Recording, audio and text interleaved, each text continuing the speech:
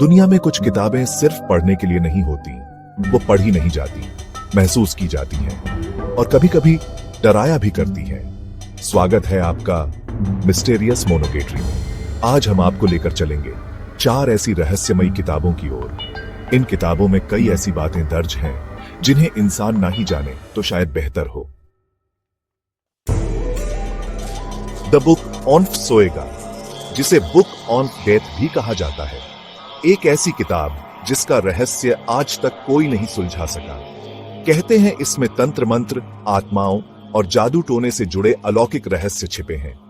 इसके लेखक का नाम आज भी एक रहस्य है, लेकिन यह किताब प्रसिद्ध इंग्लिश विद्वान और जादू टोने के जानकार डॉक्टर जॉन डी की लाइब्रेरी में पाई गई थी। डॉक्टर जॉन डी ब्रिटिश खगोलशास्त्री, गणितज्ञ और एल्केमिस्ट थे, जो महारानी एलिजाबेथ प्रथम के सलाहकार भी रहे। यह किताब लैटिन में लिखी गई है और एक सीक्रेट कोड के रूप में तैयार की गई। हर शब्द एक रहस्य, हर पंक्ति एक अनसुलझी पहेली। 1998 में गणितज्ञ जिम रीड्स ने इसकी तालिकाओं को डिकोड करने की कोशिश की। उन्होंने पाया कि यह किताब कुछ विशेष एल्गोरिथम रूल से बनी है, लेकिन उसका उद्देश्य आज भी अंधेरे में है। 2013 में जेन कुपिन ने इसे अंग्रेजी में अनुवादित किया, जो अब ऑनलाइन उपलब्ध है। डॉक्टर जॉन डी मानते थे यह किताब आत्माओं के संपर्क में आने का एक माध्यम है। अब बात उस किताब की जिसे पढ़ने की हिम्मत सिर्फ वे करते हैं जो शैतान से सौदा करने को तैयार हो। द ग्रैंड ग्रिमोire या दी रेड ड्रैगन, एक ऐसा ग्रंथ जो शैतानी आत्माओं को बुलाने का मैनुअल माना जाता है। यह किताब 16वीं से 18वीं शताब्दी के बीच लिखी गई थी। लेखक का नाम स्पष्ट नहीं, लेकिन कई संस्करणों में एंटोइन वेर्टज या एलिबेक द इजिप्शियन का नाम आता है। यह किताब लैटिन और फ्रेंच में पाई गई है और इसे ultimate book on black magic कहा जाता है। कहते हैं जो भी इसे पढ़ता है वो आत्मिक या मानसिक संकट में फंस सकता है। धार्मिक संस्थानों ने इसे वर्जित माना है। आज इसके कुछ संस्करण इंटरनेट पर मिलते हैं, लेकिन अधिकतर नकली हैं। इसका उल्लेख कई हॉरर फिल्मों, किताबों और गेम्स में किया गया है। कुछ लोगों का मानना है कि इसे किसी राक्षसी शक्ति ने ही लिखा था। Codex Gigas, the Devil's Bible, एक रहस्यमयी विशाल ग्रंथ जिसे देखकर रूह कांप जाती है। लंबाई 92 सेंटीमीटर, चौड़ाई 50 सेंटीमीटर, मोटाई 22 सेंटीमीटर और वजन लगभग 75 किलो। इसमें 320 पन्ने थे, लेकिन 10 पन्ने रहस्यमयी तरीके से गायब हैं। यह सिर्फ एक धार्मिक किताब नहीं है।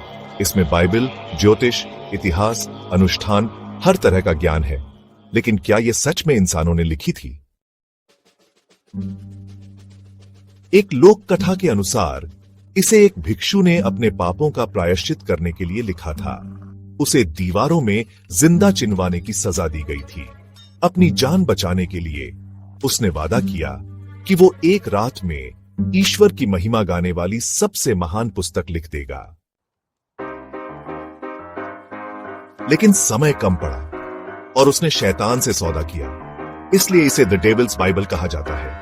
इस किताब के पन्नों को 160 जानवरों की खाल से तैयार किया गया था। आज भी जब कोई इसका पन्ना पलटता है तो वो सिर्फ अक्षर नहीं पढ़ता, वो एक सौदे की स्याही को सूंघता है। द बुक ऑन इनॉक, एक ऐसी किताब जिसे बाइबल में नहीं लिया गया क्योंकि इसका ज्ञान बहुत अलौकिक था। एनोक, वो इंसान जो मरकर नहीं मरा, भगवान ने उसे जीवित ही स्वर्ग में उठा लिया। इसी एनोक को इस किताब का लेखक माना गया है। हालांकि कुछ मानते हैं कि इसे गुप्त समुदायों ने लिखा।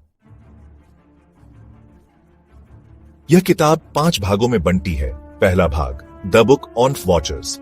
इस भाग में बताया गया है कि कुछ स्वर्गदूत पृथ्वी पर आए। उन्होंने मनुष्यों की स्त्रियों से संबंध बनाए और नेफिलिम नाम की विशालकाय संतानों का जन्म हुआ। ये आधे इंसान, आधे देवदूत थे। यहीं से नरक और विनाश की शुरुआत हुई। दूसरा भाग, द बुक ऑफ पैरेबल। इस भाग में बताया गया है कि यीशु का एक रूप द सन ऑफ मैन भविष्य में आएगा और इन पापी आत्माओं का न्याय करेगा।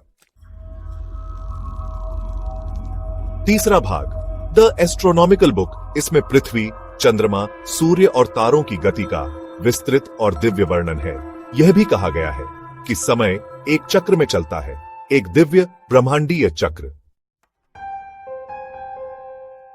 चौथा भाग दी बुक ऑफ ड्रीम्स, इसमें एनोक के रहस्यमयी सपनों का जिक्र है।